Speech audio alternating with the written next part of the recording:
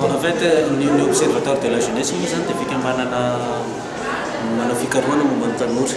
Dia ao anatin'izay izay fikarohana atao izay anatin'ny fomba fiasa méthodologie zany ity antsika androany ity. Ilay karohana androany dia ireo données rehetrarehetra izay mety misy mikasika ny tanora, indrindra fa mivokatry ny ezaka izay ataon'ny mpiantsehatra tsirairay avy ary koa ny vina izay mety hananany tsirairay avy. Amin'ny teny frantsay moa dia resireta za ezaka ny teny gasy. Fa maninona moa tsika ny mieritreritra hoe tanora. Fomban-javatra mantsy hoe izay zavatra rehetra atao dia asiana tanora daholo.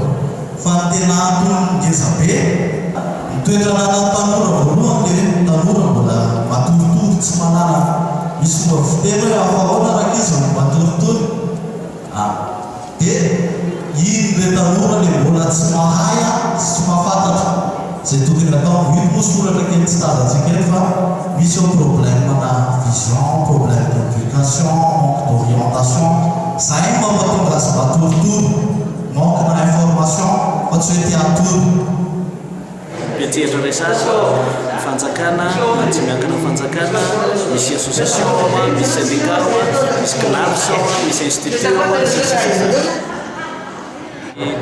Ty androany teo zany dia nampitondraina ny hevitra hoe convergence européenne.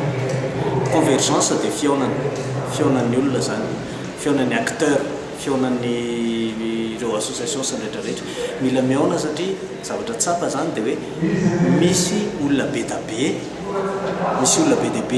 misy association be da be mandraikitra ny développement des jeunes anarivon'ireo nefa ohatrany hoe tsy dia mahita fiovana loatra tsika. Inona ny anton'izany dia ny observatoire de la jeunesse zany dia mety any amin'ny stratégie misy olana. Dia ilay stratégie dia ohatra zao fomba fitantanana an'izay action de développement, misy action atao, misy projet atao dia ohatrany hoe tsy voara-maso koa izy ireny. Rehefa nanontany an'ireo olona tatao amin'ny observatoire hoe aizavy ny données anareo mba manana an'izavy ianareo, tsisy manana. Ary ireo izay manana dia izay données kely tsy ndraindray na ponctuel.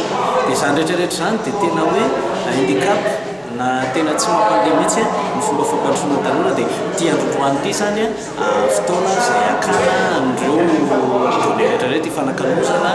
Dia ireo mpiantsehatra zany no asaina androany ifanakalo hoe inona ny zavatra mety mila renina, inona ny sofianatra, ahoana ny fomba fiasan'ny tsirairay avy, inona ny tokony ahitsy.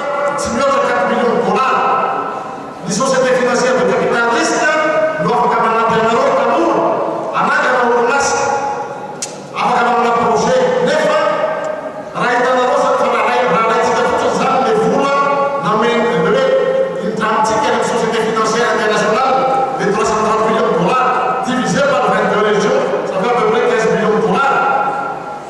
Hitatsika am'izay zany fa hoe afaka atao tsara zany création d'entreprise anoanana ny tanora amontasy, anoanana ny orinasa efa misy hoe anabe vola ny asa ataony.